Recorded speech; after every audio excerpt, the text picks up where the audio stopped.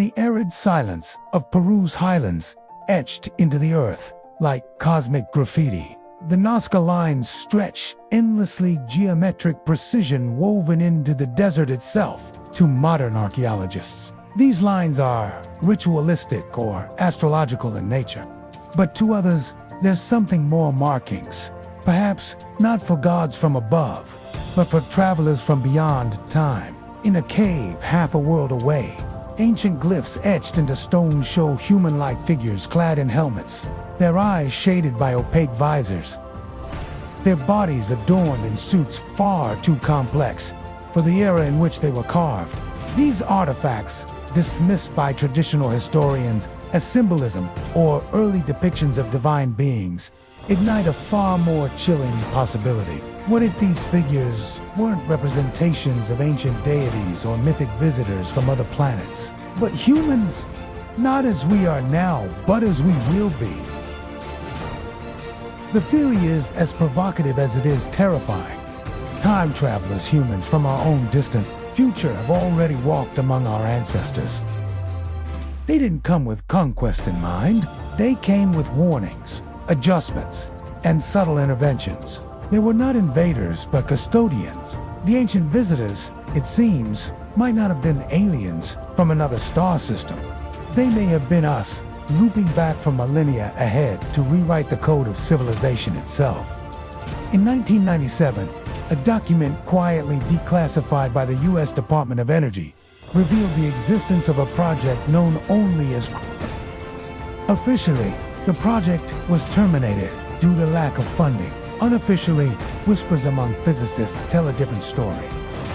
The goal was not to build a time machine in a conventional sense, but to peer through time, to observe the past as though watching surveillance footage. It wasn't the technology that failed, but what they saw. Described only as echoes, these visual anomalies showed forms humanoid, not ethereal, moving against a grain of time. Not ghosts, not hallucinations.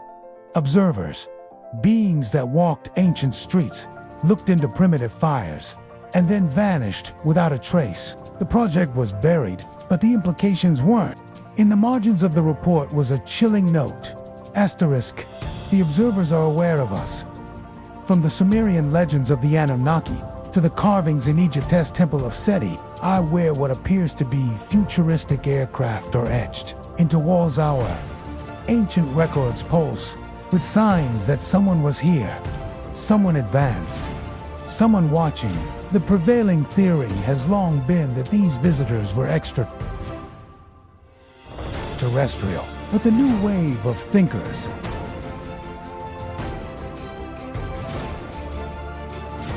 if, in 10,000 years, humanity has mastered temporal navigation, then their presence in the past is inevitable. Time, unlike space, is not linear, it's looped, recursive, folded. And if they could travel back, then they already have. Consider our DNA, the blueprint of our being. Within its elegant spirals lie mysteries. We've yet to decode dormant sequences with no evolutionary purpose, no known function. Some geneticists have dubbed them comments, as though inserted deliberately. Could these be markers left by future seeding enhancements, hidden triggers, or vital corrections for the survival of our species? The story of human evolution is full of inexplicable leaps. The sudden appearance of the Homo sapiens brain, the emergence of language, the burst of civilization in Sumer. What if these weren't evolutionary accidents, but interventions? Ancient texts across cultures speak of beings who came from the sky not to enslave, but to teach math, astronomy, agriculture. They bestowed knowledge with godlike efficiency.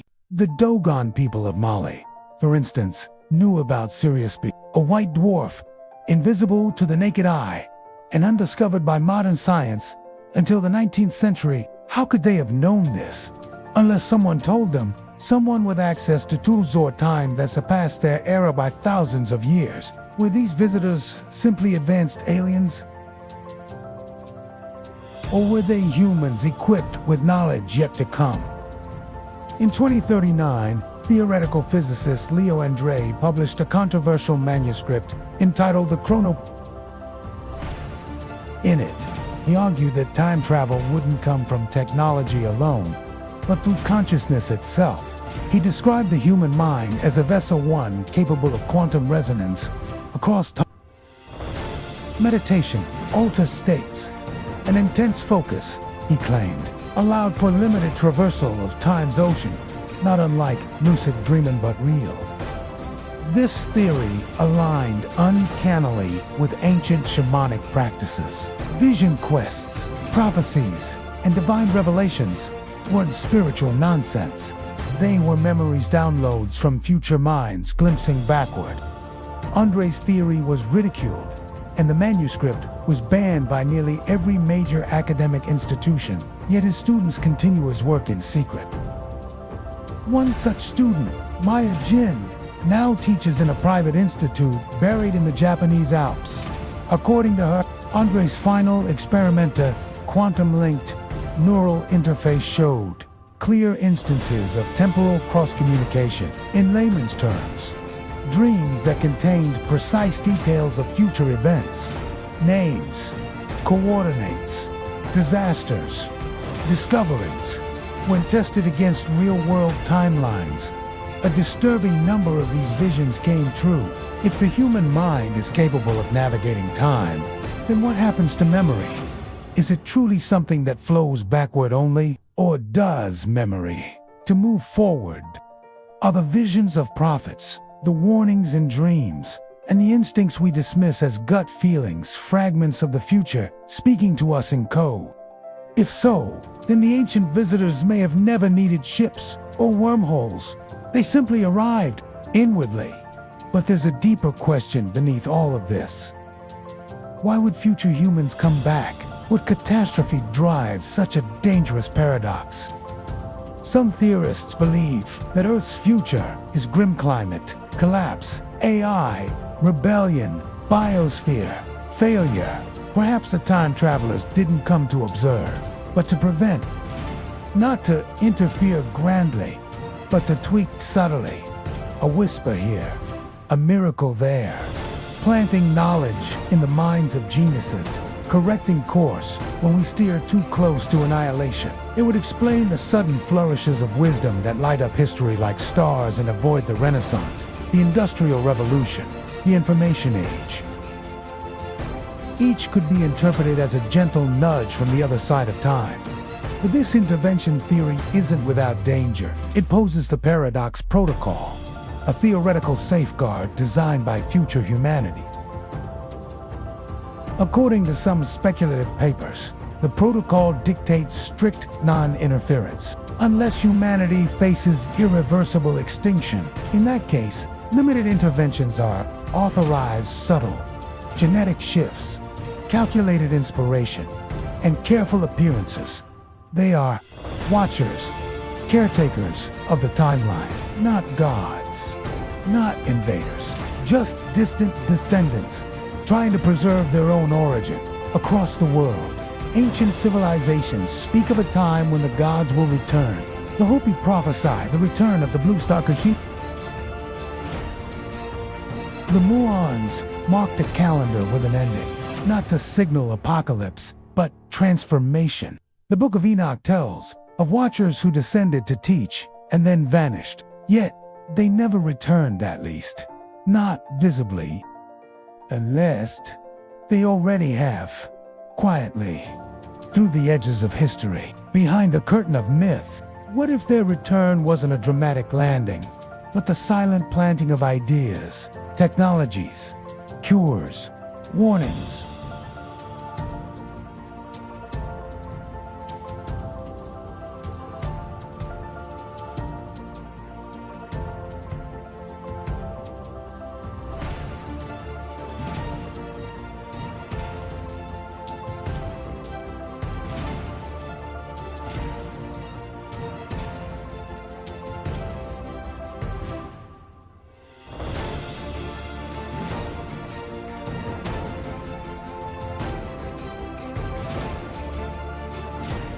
Could it be that certain individuals are future humans, born in the past by design, raised unaware of their origins, until a pre-programmed moment of awakening. We live in an era where time travel is fiction, but quantum entanglement is fact.